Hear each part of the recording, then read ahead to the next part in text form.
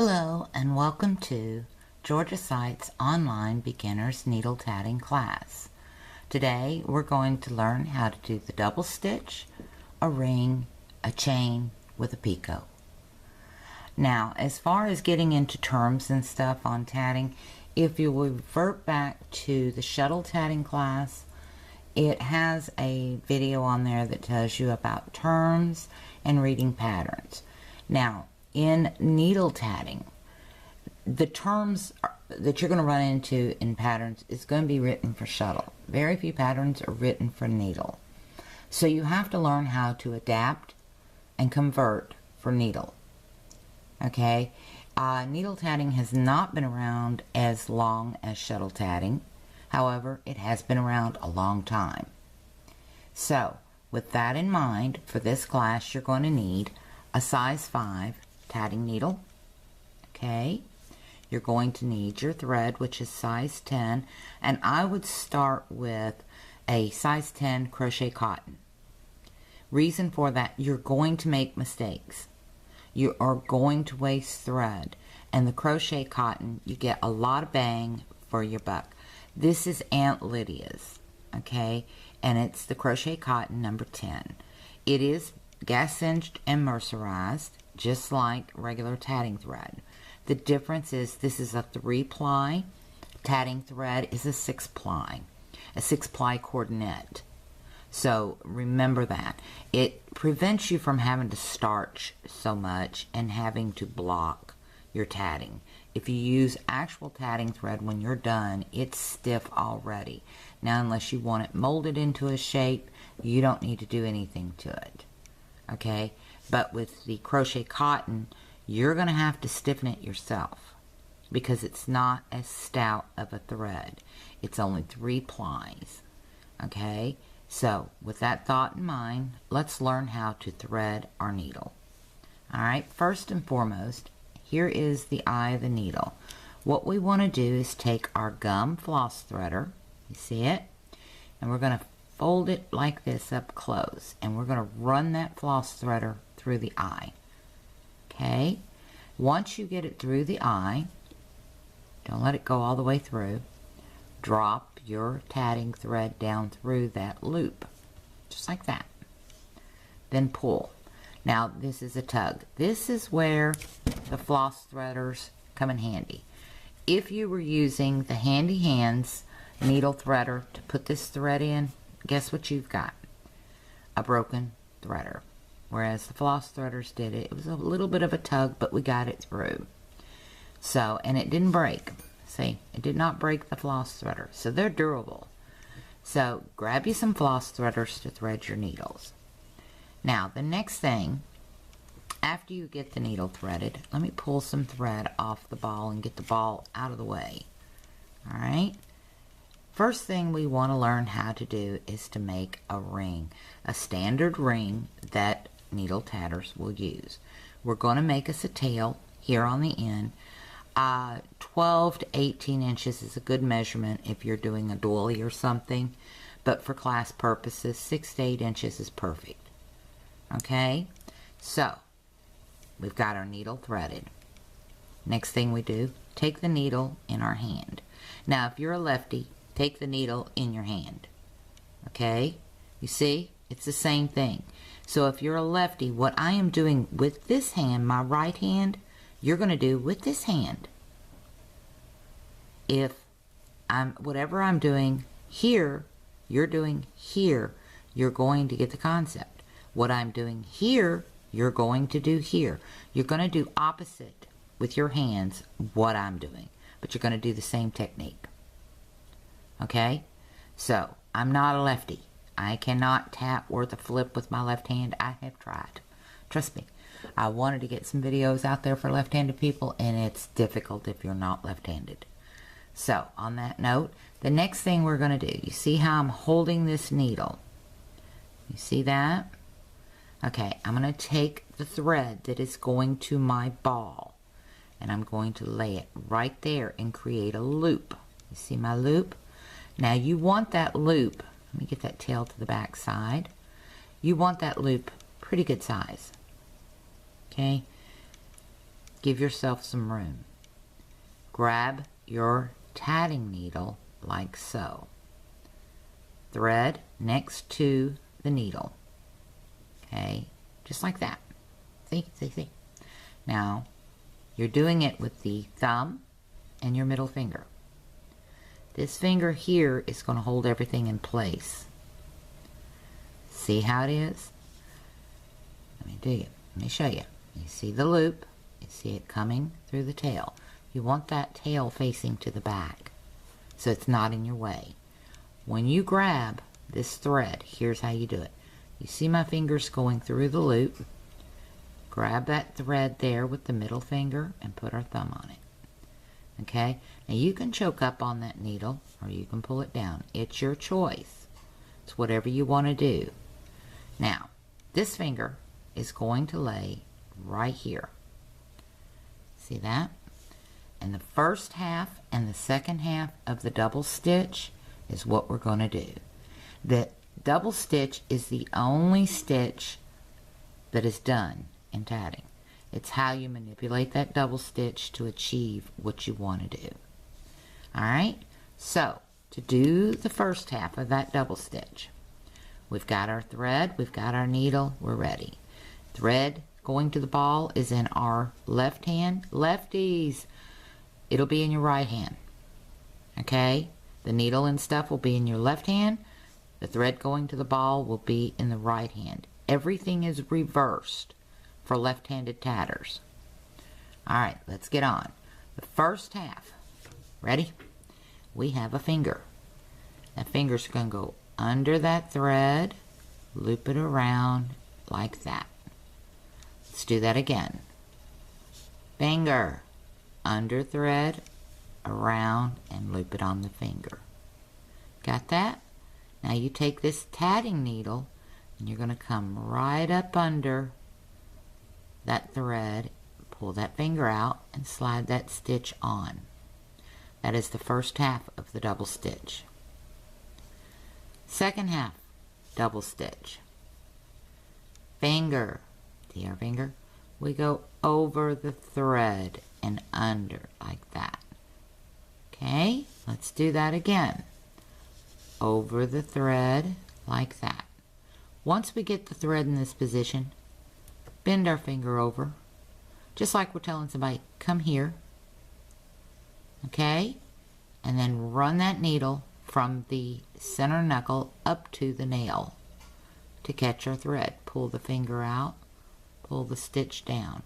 You have just made your first double stitch, and you can see there's the waistband and the two pair of pant legs. Now, I call them pant loops. I know it's wrong, but that's what I call them.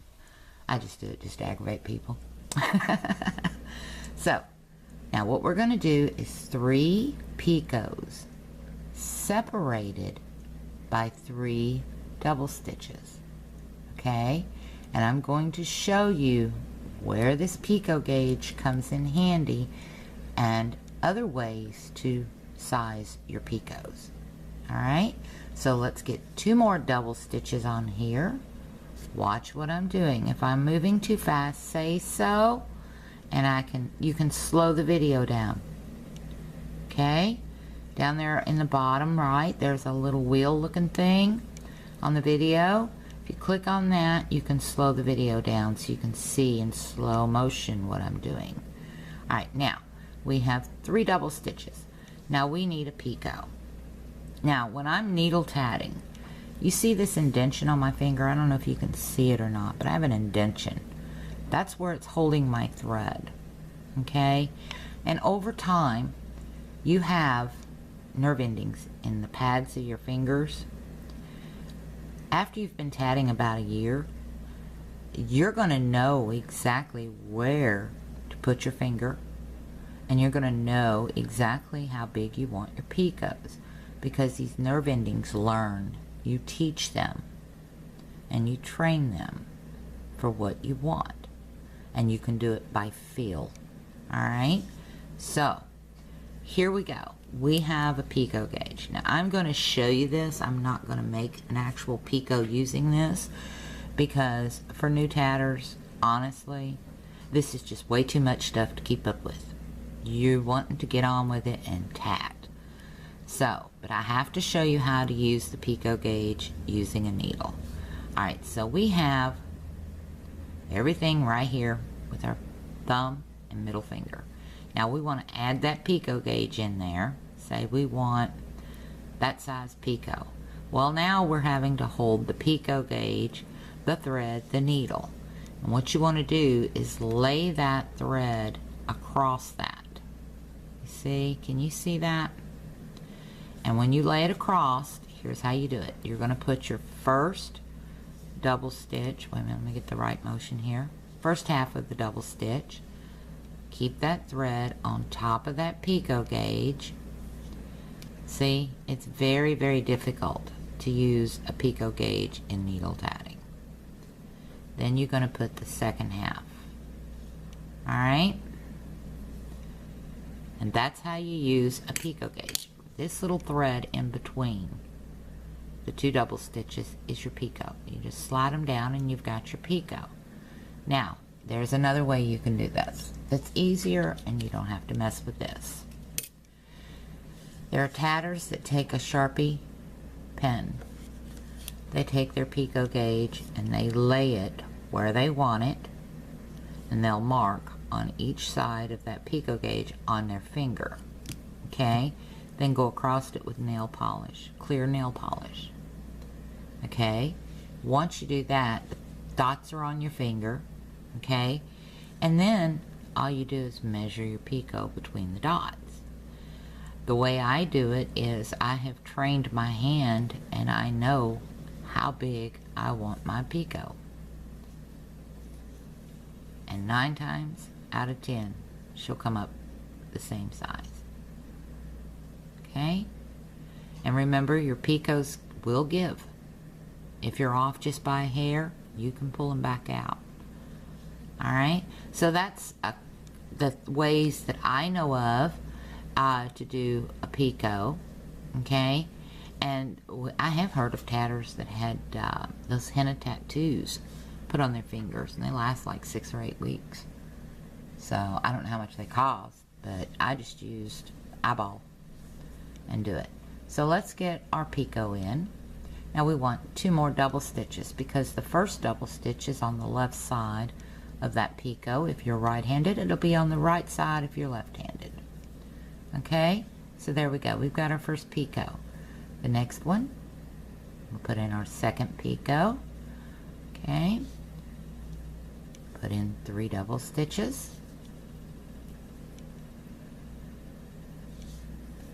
See, and we got 1 more picot and 3 more double stitches to do. Okay.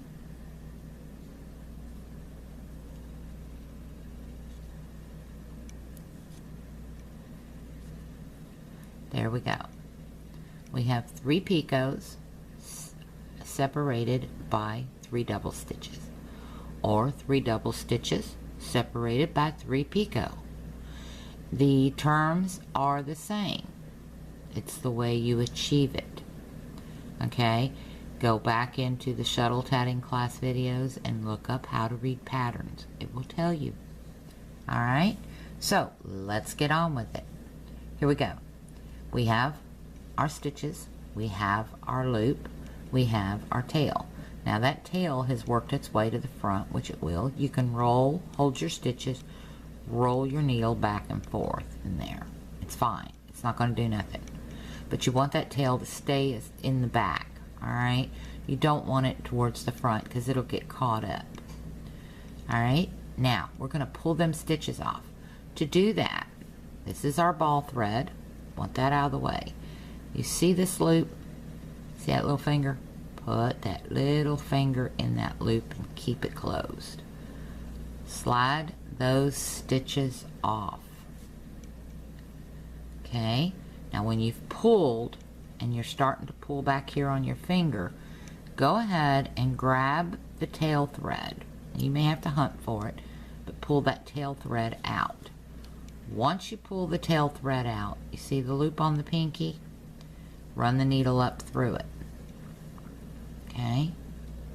Once you do that, start closing that ring. Once the ring is closed, you see the position of the ring?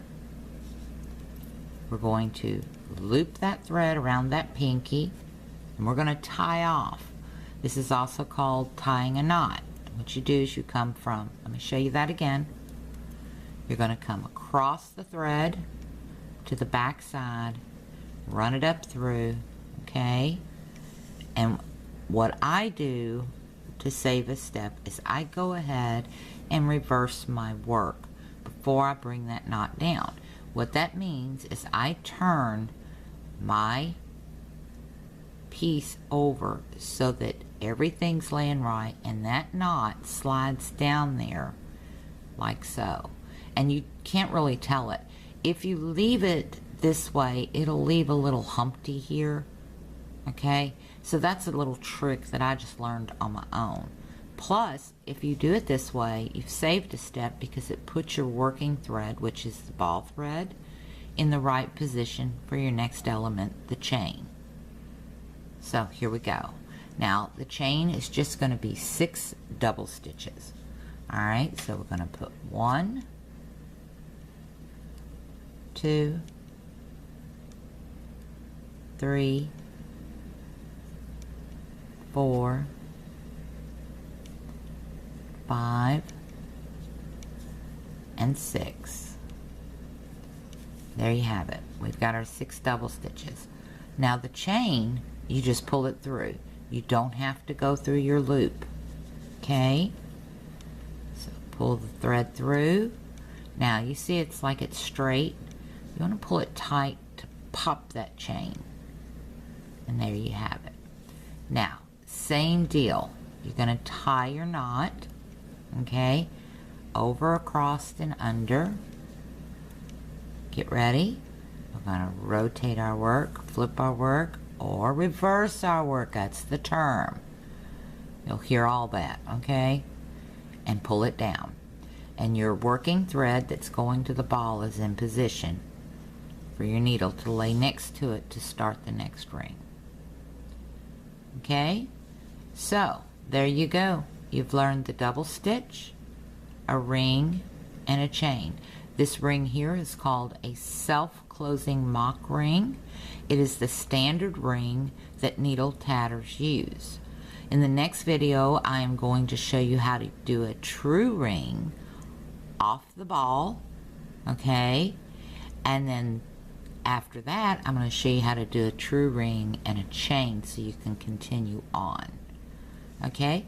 So, until the next video, I hope you've learned something here.